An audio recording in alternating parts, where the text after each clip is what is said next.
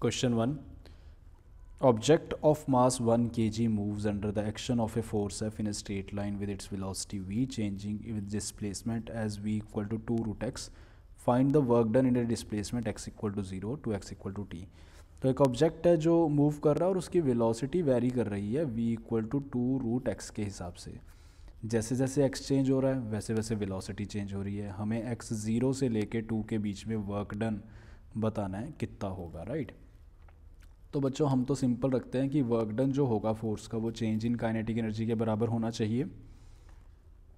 ठीक है जी, work done should be equal to change in kinetic energy. So हम x 0 पे वेलोसिटी डिफाइन कर लेते हैं. x की वैल्यू 0 अगर डालोगे तो यहाँ पे डायरेक्ट 0 आ जाएगी वेलोसिटी. x 2 पे वेलोसिटी डिफाइन कर लेते हैं. x की वैल्यू 2 डाल के 2 रूट 2 आ जाएगी और मास दे रखा है चेंज इन काइनेटिक एनर्जी के बराबर वर्क आ जाएगा. That is half m v final square minus v initial square. This comes out to be 4 joule.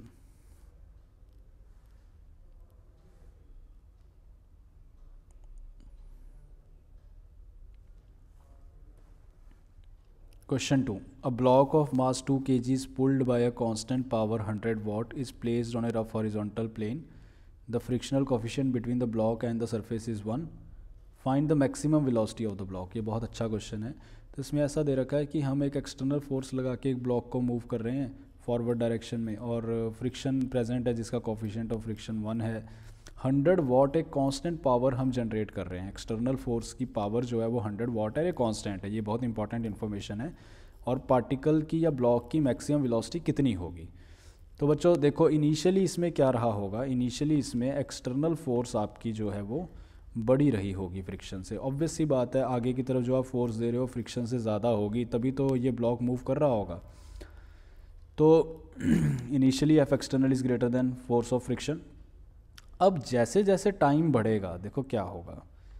मान लो हम एक सिचुएशन ले लेते हैं कि एक्सटर्नल फोर्स हमारी 100 थी और फ्रिक्शन हमारा 50 था. ठीक है जी, तो ब्लॉक फॉरवर्ड डायरेक्शन में मूव करेगा. अब जैसे जैसे टाइम बढ़ेगा क्योंकि नेट फोर्स राइट की तरफ है इसकी जो स्पीड है ब्लॉक की वो बढ़ेगी, राइट. इनिशियली हम देखेंगे कि स्पीड बढ़ेगी.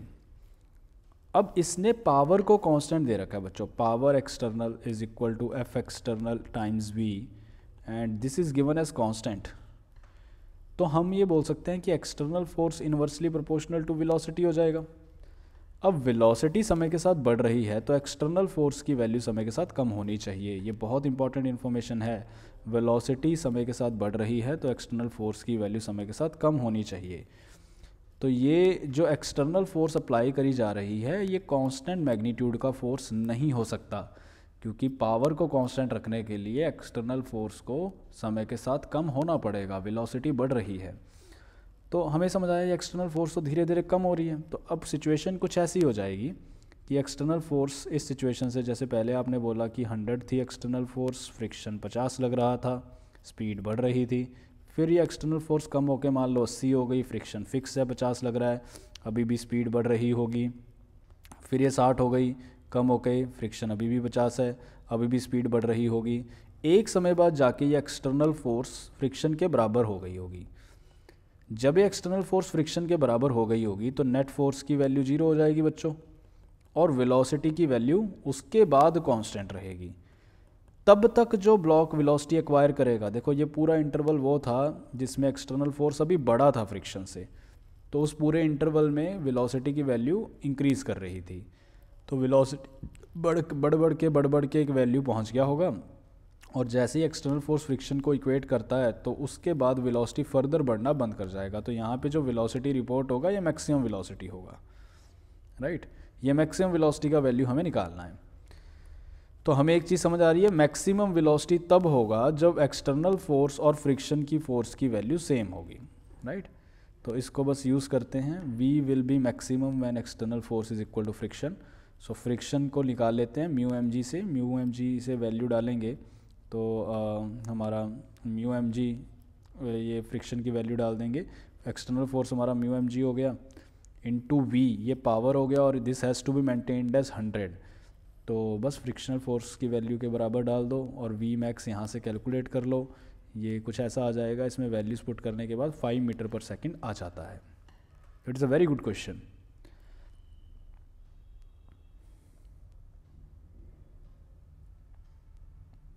Question 3, block A has weight 300 newton and block B has weight 50 newton. Calculate the distance A must descend from rest before it attains a speed of 4 metre per second.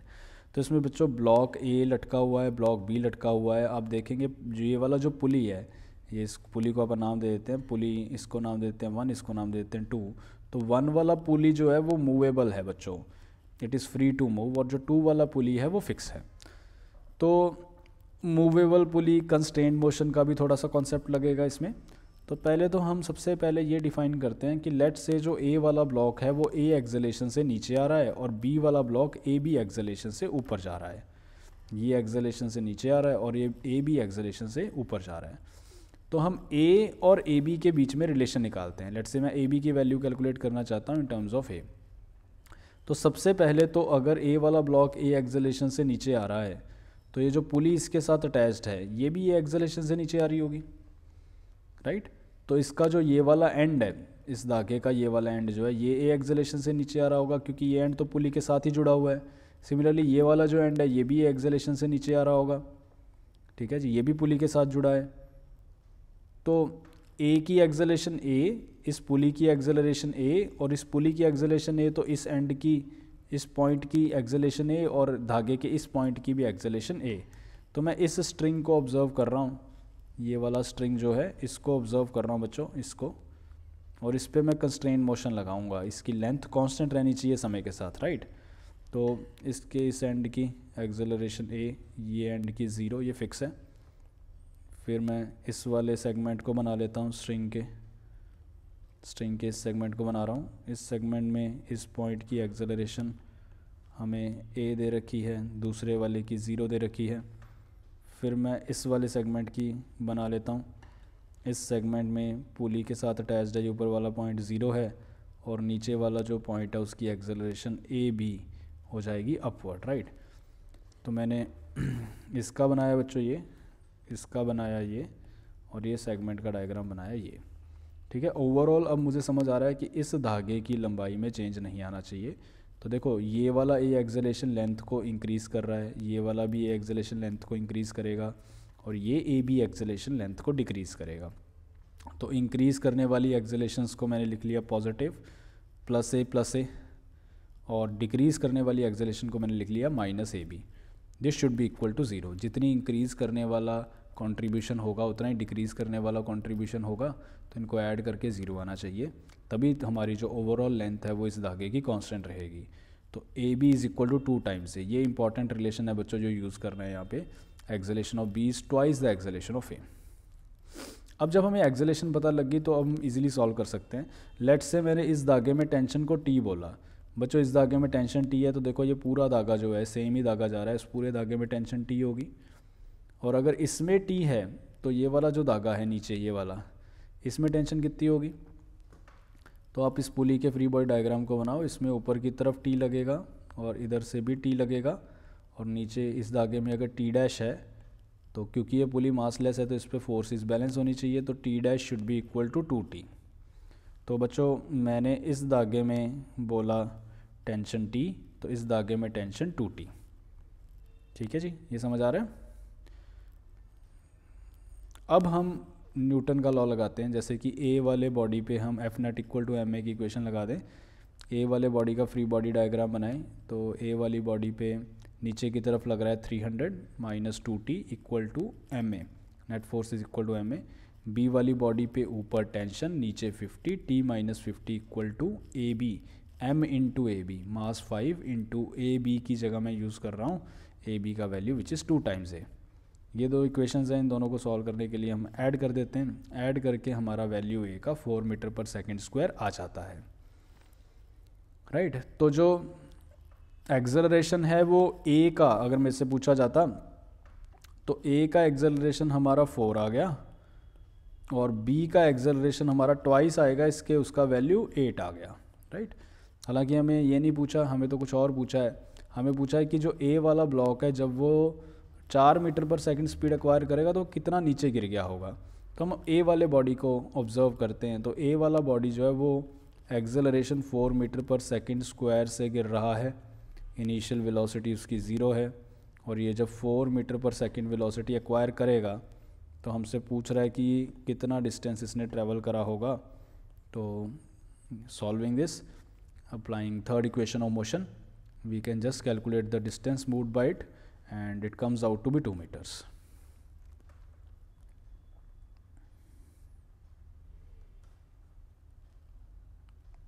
Question 4. A particle moves along the x-axis from x0 to x5 under the influence of force given by F is equal to 3x square minus 2x plus 7. The work done by this force is 130 plus x. Find the value of x. तो work done निकालना है और फिर x की value निकालनी है।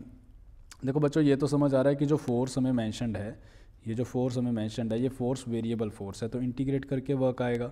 तो will use the standard process integral of f dot D x. F is 3x square minus 2x plus 7 dot D x and integrating it, and limits of x is 0 to 5. Integrating it and putting the limits, we get the final answer as 135. अब उसने represent किया 130 plus x, तो x की value इससे 5 joule आ जाती है, 5 आ जाती है।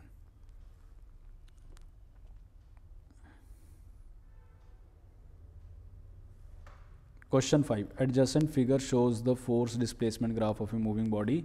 The work done by this force in displacing the body from x0 to 35 is, तो 0 से लेके यहाँ से लेके 35 तक, 35 यहाँ तक है बच्चों, ध्यान रखें ये 40 है, हमें 40 तक का वर्क नहीं पूछा, सिर्फ 35 तक का वर्क पूछा है।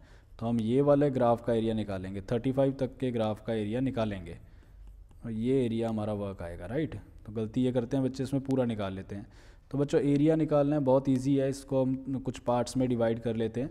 जैसे ये वाला पार्ट एक ट्राइंगल हो जाएगा, ये सेकंड वाला पार्ट एक रेक्टेंगल हो जाएगा, और जो ये थर्ड वाला पार्ट है जिसका हमें एरिया निकालना है, ये जो ट्रिकी वाला पार्ट है, ये बेसिकली एक ट्रेपीजियम हो गया, जिस पे ट्रेपेजियम का एरिया का फॉर्मूला लगा देंगे। तो ट्राइंगल का एरिया जी half base into height, rectangle का length into breadth, and trapezium का हाफ इंटू 5 + 10 इंटू 5, राइट। तो इससे कैलकुलेट कर आके 575/2 बनता है, and comparing it with the value given, n की वैल्यू 2 आ जाती है जी।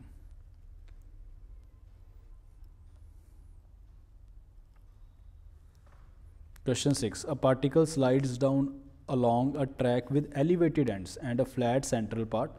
The flat part has a length of 3 meters. The curved portions of the track are frictionless.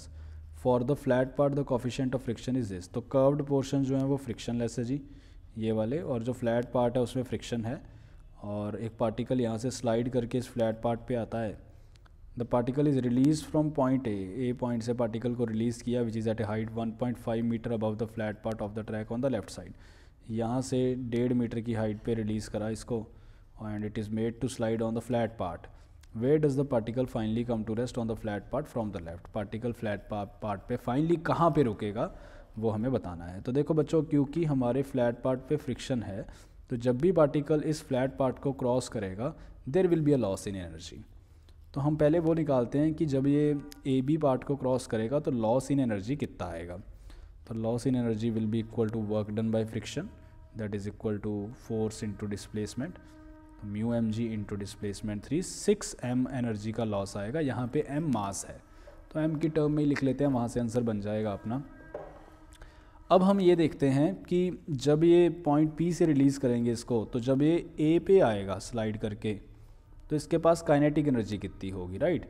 मुझे ये तो पता लग गया ए बी को क्रॉस करते समय 6 m का लॉस आना है, तो ए पे इसके पास काइनेटिक एनर्जी कितनी है, उसके लिए हम एनर्जी कंजर्वेशन लगा दें।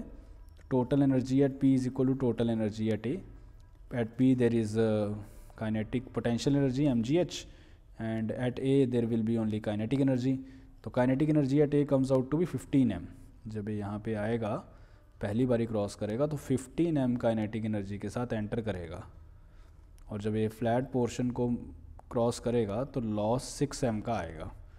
तो बस अब बहुत इजी हो गया बच्चों, अब बहुत इजी हो गया। डायरेक्टली वी कैन से कि हमारे पास जब ब्लॉक 15 m से आएगा और पहली बार ए बी को क्रॉस करेगा, तो हमारे पास क्या होगा बच्चों।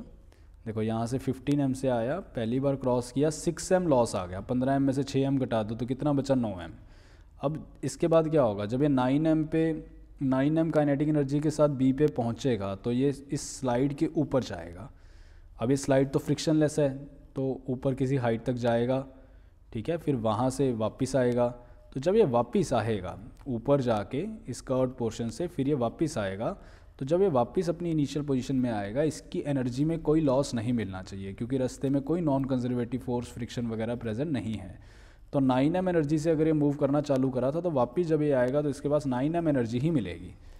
तो हम समझ गए कि यार 9m एनर्जी के साथ फिर ये वापस लौटेगा और फिर ये ए बी प्लॉट को क्रॉस करेगा। ए बी में फ्रिक्शन है तो 6m का लॉस आ जाएगा, तो 9m माइनस 6m, फिर इसके पास 3m काइनेटिक एनर्जी बचेगी।